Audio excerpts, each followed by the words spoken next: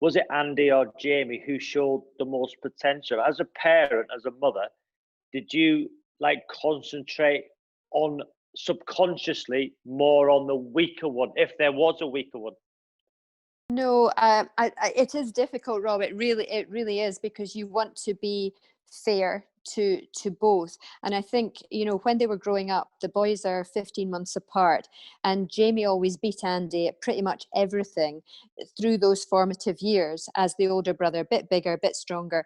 And I always say that I think that Andy owes a lot to Jamie for his mega competitive streak. He always wanted to beat his big brother, but Jamie was always beating him, probably up to about 12, 13. And for me as a parent, it was always easier for me if Jamie did better than Andy, because that was kind of like the natural order of things.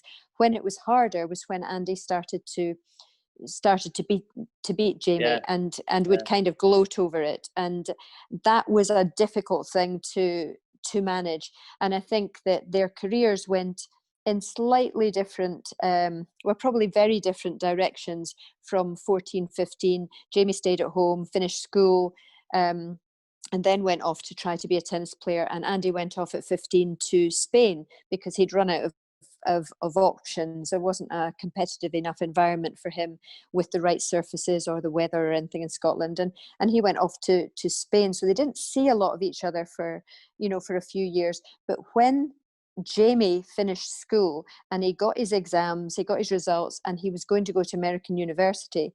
And then at the last minute, he changed his mind and he said, "Mum, I want to do what Andy's doing. I don't want to go to American university." And I was like, oh God, because the cost of it was enormous. It was way more than we could cope with.